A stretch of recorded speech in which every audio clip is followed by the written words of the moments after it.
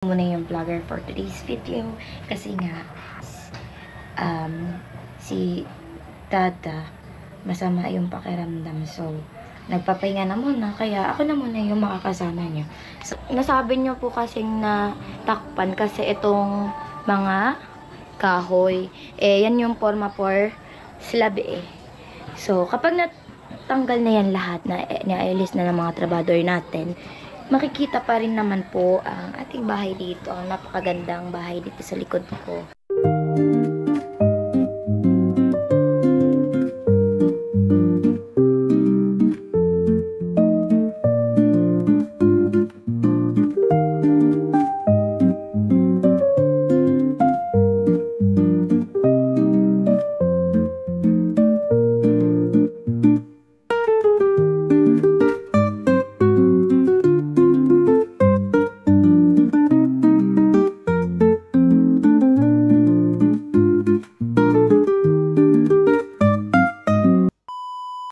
Am I really that much to handle?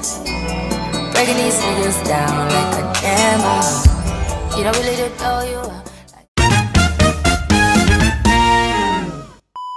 Hello, what's up mga kagwani? It's me again, your one and only Dakala Gani. So for today's video mga kagwani, naka-ready na po yung bubuhusan for Saturday. And yung ginawa muna ng mga trabador ngayon is yun dito sa baba, which is ipapakita ko sa inyo ngayon.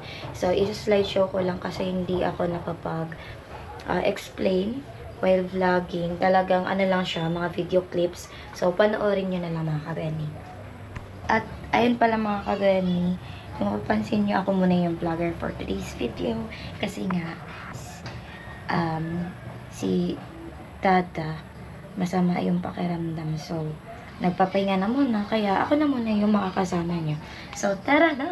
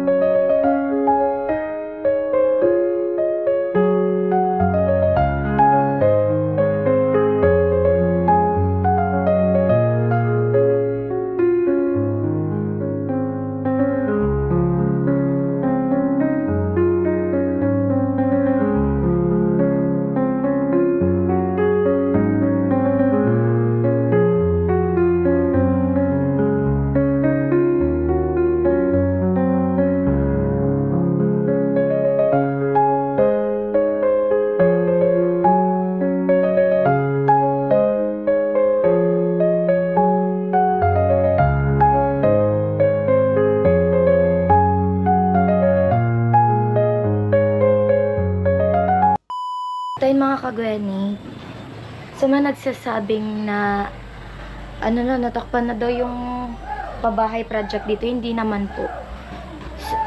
Nasabi nyo po kasing na takpan kasi itong mga kahoy. Yan yung forma for slab So, kapag natanggal na yan lahat, na-alis na ng mga trabador natin, makikita pa rin naman po ang ating bahay dito. Ang napakagandang bahay dito sa likod ko. Ayan. Makikita pa naman po yan. Hindi siya totaling natakpan.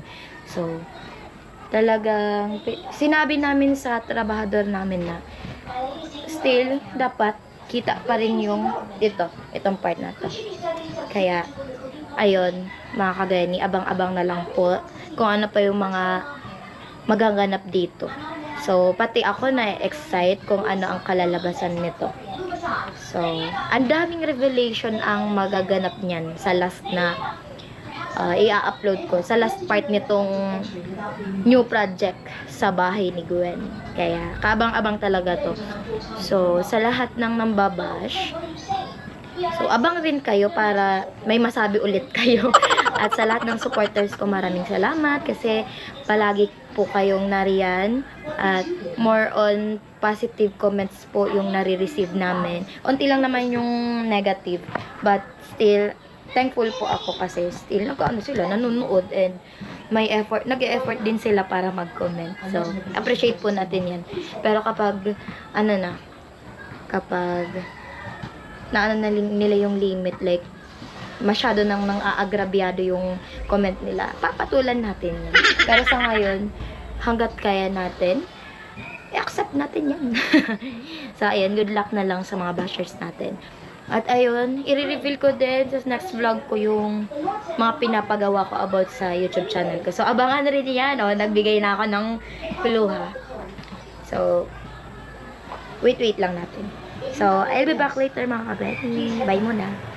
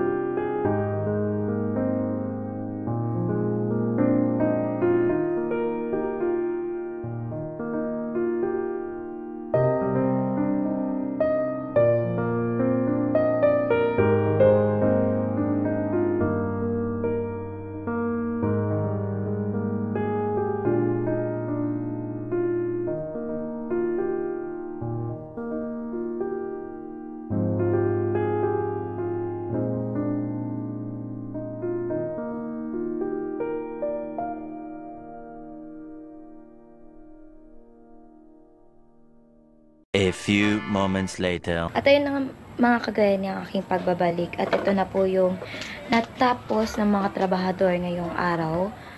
So, ayun mga kagaya, huwag niyo akong i-bash kasi I'm still trying na ma-explain sa inyo kung ano ang mga bagay na ito. At hindi ako marunong, pero still, I'll try. Ayan.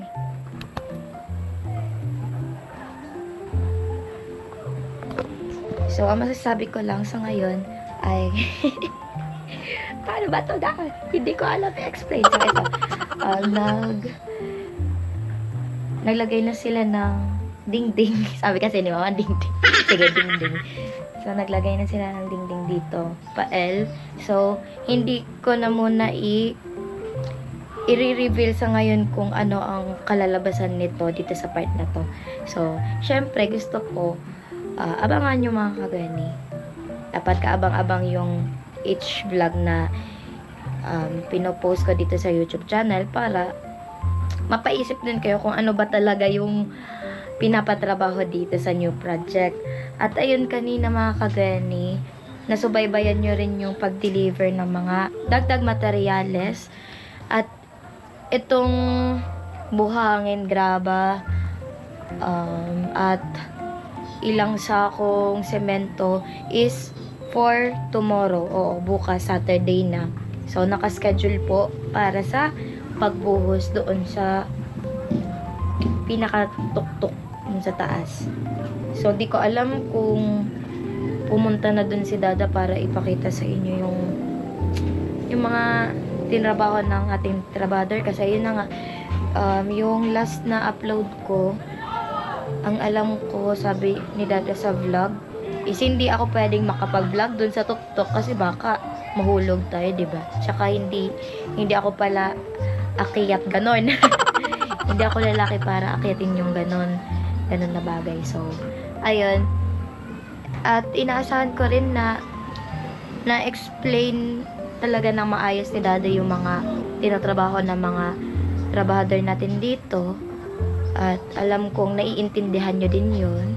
So, sa mga nagsasabing wala daw vlog na napapanood kay Dada, ano nang tingin nyo sa mga ina-upload ko? Hindi po yun vlog. So, si Dada po kasi, every time na siya yung may hawak nitong GoPro, talagang gusto niya na maintindihan nyo yung mga bagay na tinatrabaho ng ating mga trabahador. So, syempre, kailangan as a vlogger, maano ka, yung marami kang ini-explain, madaldal ka dapat. Hindi yung tamang tutok lang sa ganitong bagay, okay na yun. So, siguro ganun yung definition nung nag-comment ng ganun na kailangan, sige, yan lang, ganyan. Tapos, konting explanation. So, consider na vlog din yun. So, medyo na ano lang ako kasi sinabihan niya si Dada na hindi daw yun vlog, puro lang daldal. Yung pagiging isang vlogger dapat madaldal at nakikita rin yung mga kung ano yung kaganapan. So, yun ang content. At sa ngayon, ako, iba-iba kasi yung delivery namin ni Dada sa pag-vlog. Si Dada, more on explanation. Tapos, pinapakita niya yung mga ginagawa ng mga trabahador. At ako naman, mix sa akin. Wow, mix. Minsan madaldal, minsan hindi. Minsan, more on explanation din. Minsan, more on slideshow. So, ganun po yung vlog. So, kaya, yung kay Dada, vlog pa din yun, kuya. So, hindi na natin i-mention yun. Alam na niya yun kasi nanonood din siya dito. Commentator to ha, hindi siya sponsor. So, kayo na bahala mga kagani kung aalamin nyo kung sino yung nag-comment ng ganun. So, yun yung pinaka-explanation ko about sa vlog. May iba-iba po. As a content creator, iba-iba po ang pag-deliver namin sa kung ano man yung content namin ngayon. So, ayun. Sana naintindihan nyo.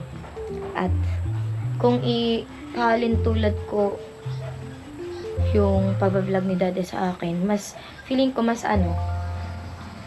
pareho kami madaldal pero mas si Dada yung talagang mabusisi siya sa kung ano yung pinapakita niya sa vlog at binibigyan niya ng malinaw na explanation. So ako, about sa construction katulad nito, wala ako masyadong alam. Kaya, medyo onti lang yung explanation ko.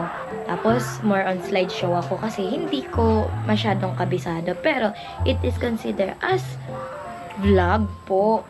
Ganon. So, alam nyo na. At sa ngayon, pagpasensyaan nyo na kung hindi ko masyadong ma-explain yung mga ganitong bagay kasi hindi ko nga po talaga alam.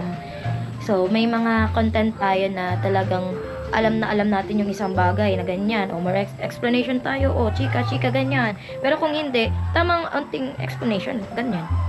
Tapos, yun yung technique ko. O. Sa mga mag-uumpisa dyan na gusto maging vlogger, yun na yung advice ko. Ganun lang. So, ayun, balik tayo dito sa trinabaho ng ating trabahador. So, bukas ang balik nila kasi Saturday. Bukas ang schedule for buhos. So, abangan na lang natin mga kagwani. So, ayun. Siguro hanggang dito na lang muna. Kasi naipakita ko naman na ngayon yung kaganapan dito sa new project. So, abangan nyo po ang mga susunod na vlogs. Kasi mas maraming exciting part na ipapakita namin at siguro magkakaroon na kayo ng clue niyan if ever na mabuo na talaga to. So, syempre, i-reveal ko yung pinakang last na part nitong new project natin dito. Kapag buo na, kompleto na lahat, dun ko na i-reveal lahat-lahat. So, abangan yun ha. So, ayun mga kagani, hanggang dito na lang muna. So, thank you so much sa patuloy na pagsuporta po sa amin and of course sa YouTube channel ko. So maraming salamat po sa lahat ng supporters. Also to my bashers, thank you so much po sa patuloy na pagsubaybay sa mga ina-upload kong vlogs dito sa YouTube channel ko. So sa ulitin mga kagani ha. So see you tomorrow. Bye-bye. So don't forget to like, share, comment, and subscribe my channel. And please click the notification bell for more updates. Goodbye. God bless you all. See you tomorrow.